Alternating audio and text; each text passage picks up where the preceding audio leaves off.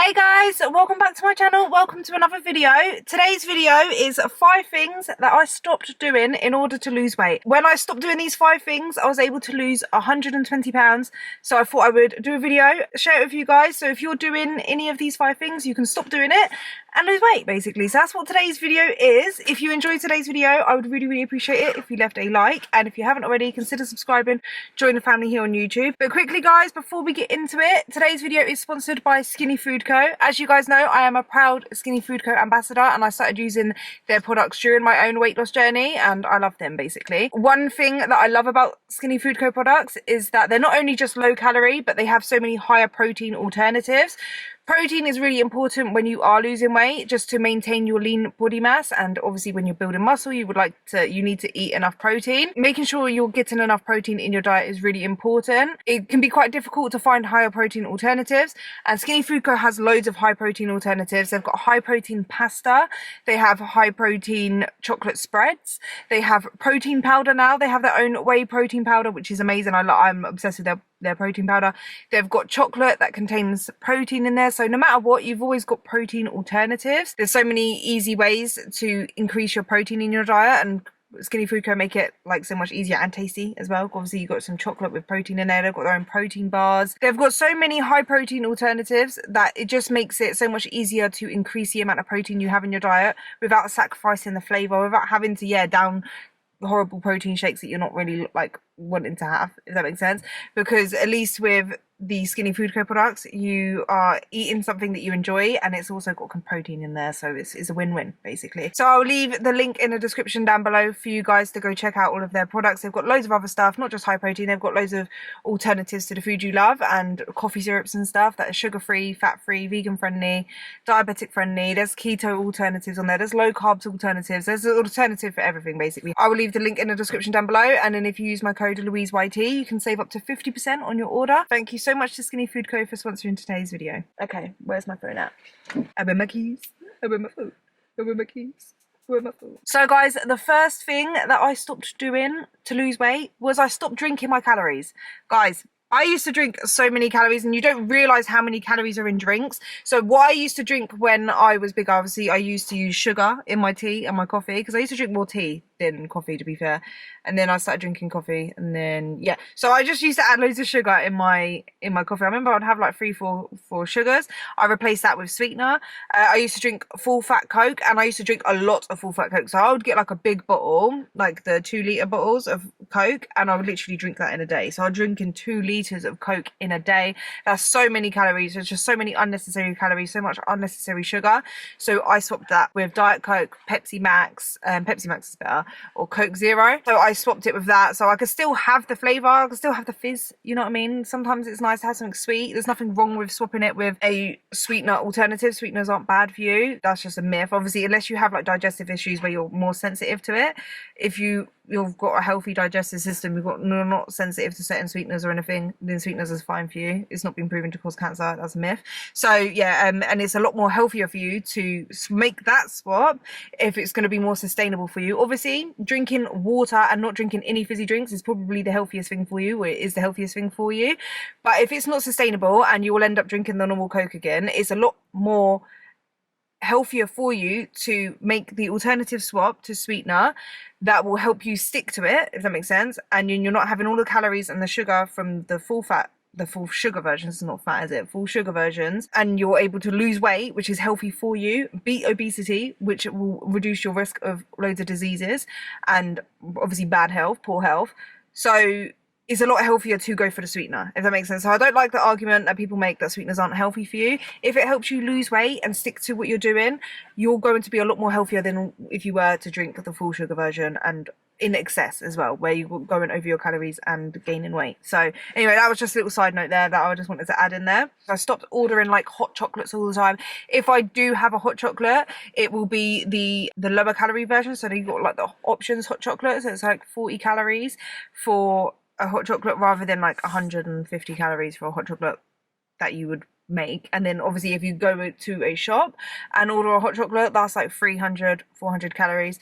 I started adding the Skinny Food Co barista syrups into my coffee to sweeten it without adding any sugar or calories, and it changes flavors, so you don't really have to get like, I didn't really have to get like lattes with different flavors and stuff, because I could change the flavors of the syrups in my coffee and it just gave the same effect. And it was just, you know what I mean, it's just good. Yeah, it keeps you on into a calorie deficit. Drinking calories is such a waste, like drinking milkshakes, smoothies, orange juices, like full orange juice, apple juice. It's just adding so much sugar and calories that just makes it harder to be in a calorie deficit. So when I was losing weight, I stopped drinking my calories. I made sure that I ate my calories, and I got my nutrients from calories and my protein from calories. I didn't drink protein shakes. I ate my protein, yeah, because it's just a lot more satiating. You're a lot more likely to stick to your diet when you're actually eating your calories, because you're going to be full, satiated. Your stomach's going to be more full than if it had just liquid in there. You're just more likely to be satiated. So that's what I did. I stopped drinking my calories. The second thing that I stopped doing in order to lose weight was I stopped eating randomly. I stopped eating just what I felt for, basically eating intuitively, because I basically was eating intuitively, right? Doing intuitive eating in the sense of I ate when I was hungry, which was pretty much all the time. Actually, to be fair, I ate, the side note, right, we'll get to that point. So I ate basically intuitively. I ate when I wanted to eat. I ate what I felt to eat, and I didn't weigh out portions or measure portions. I just ate until I was satisfied, until I was full up, basically, until I wanted to stop. And that had to stop in order for me to lose weight, because I was clearly over consuming my calories. I clearly wasn't able to actually intuitively listen to what my body actually needed. Yeah, so that's the difference between intuitive eating. I do believe that you can intuitively eat, but if you are overweight, obese, you're clearly not able to intuitively eat at the minute, if that makes sense. I do think you can get to that point, but I think I definitely wasn't at that point where I was actually able to intuitively eat and be at a healthy weight, clearly, because I was overeating my calories.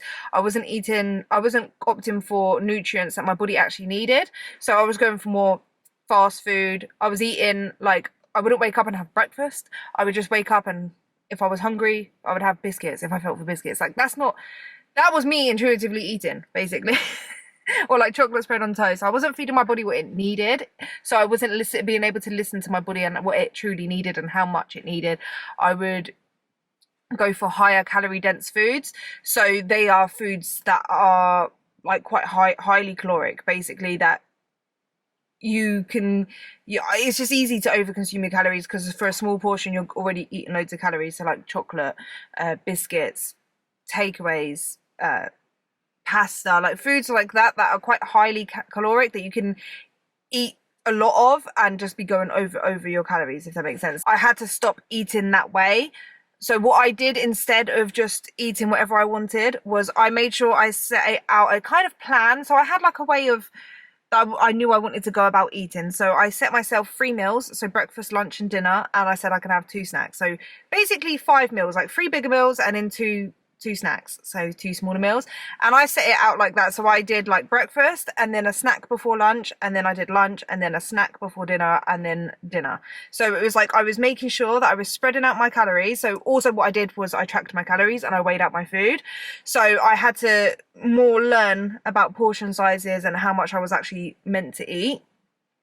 So I spread out my calories more evenly throughout the day. So obviously I worked out how many calories using tdeecalculator.net, putting in all my details and stuff, how much I needed to actually consume to lose weight. So I got the calories and I spread it out throughout the day between those meals.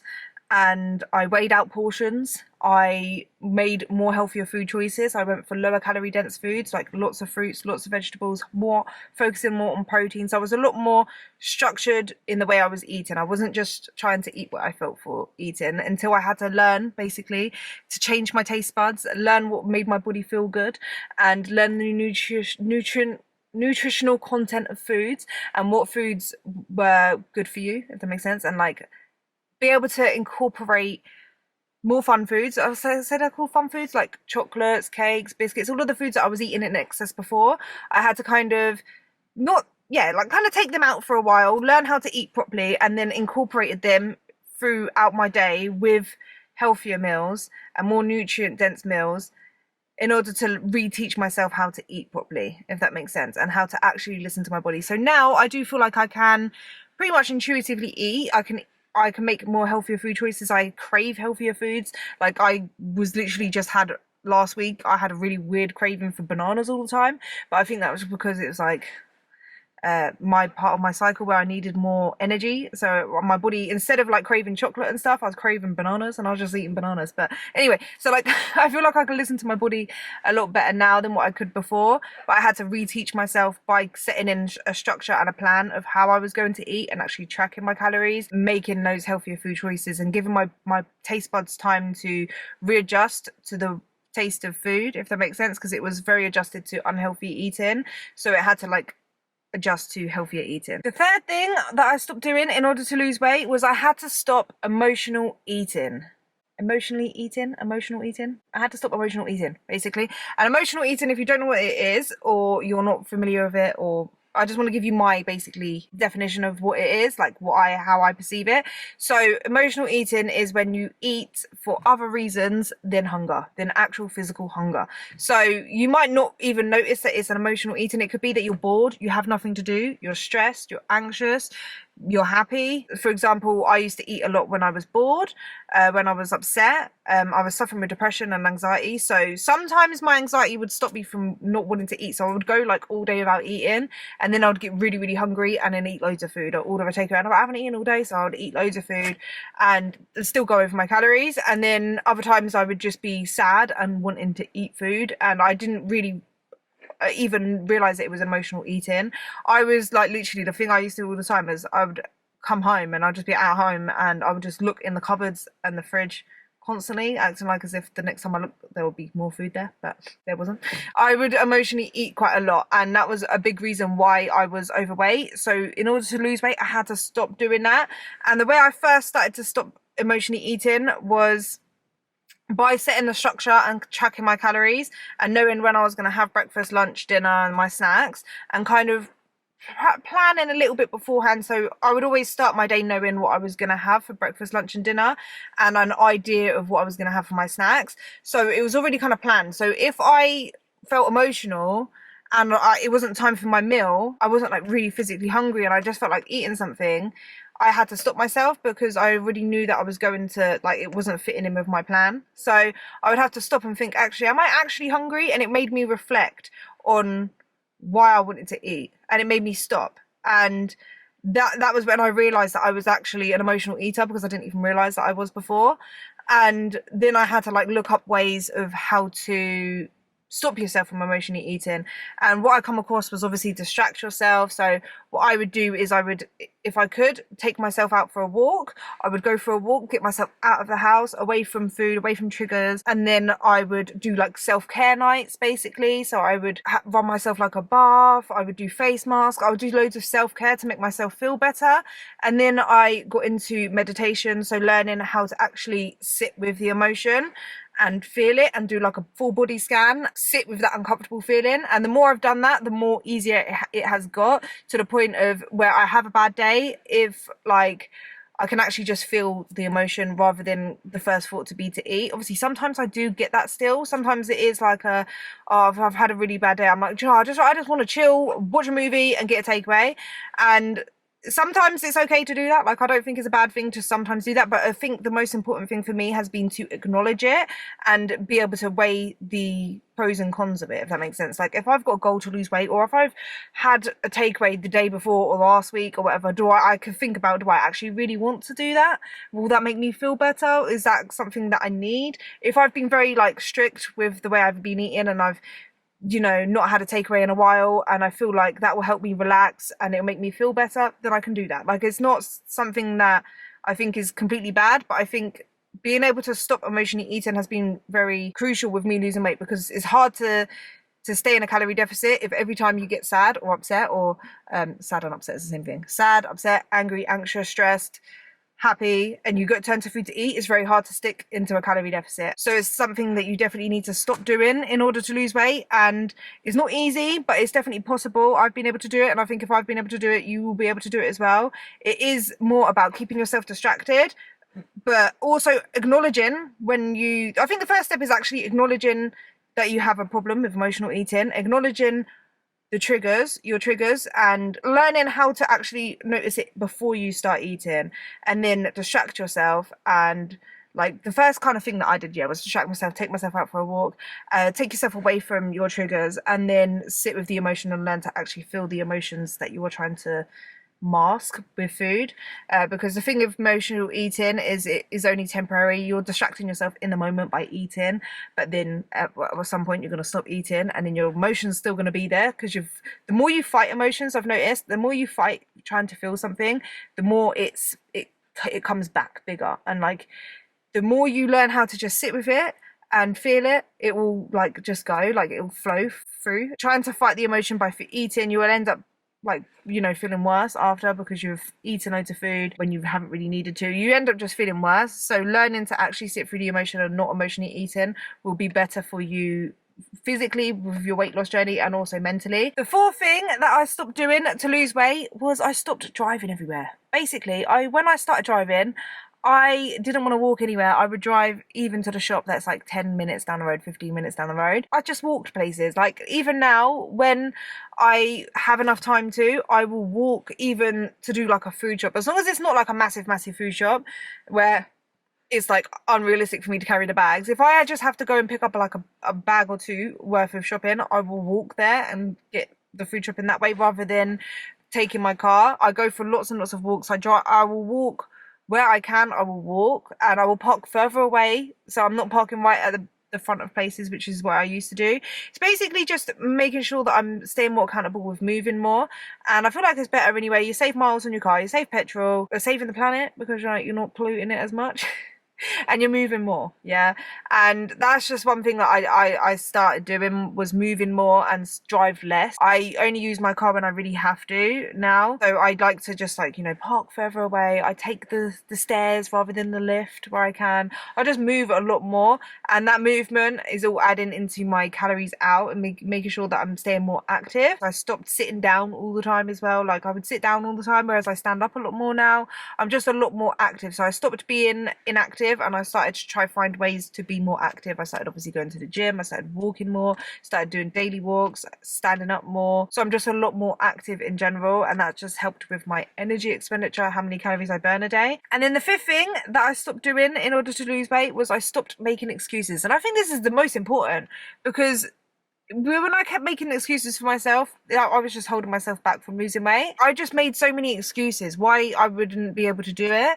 And in order to lose weight, I had to stop making excuses. I had to stop finding reasons why I can't do something. So I had a 2-year-old and a 5-year-old, and I used that as an excuse as to why I can't go to the gym.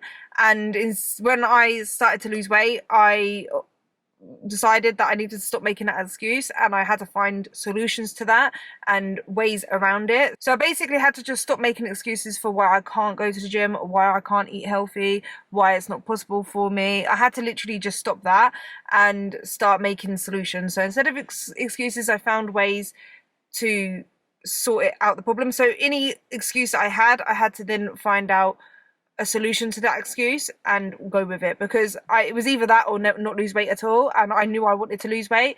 So I had to stop the excuses. I had to stop feeling sorry for myself. I had to start actually putting in a plan and action, and actually start working towards my goals, and actually believe in myself that I could do it. If you keep making excuses for yourself, if you keep telling yourself or making excuses why you can't lose weight or why you're not losing weight, then you will never lose weight. You need to think about the excuses that you're making for yourself and find a solution to that.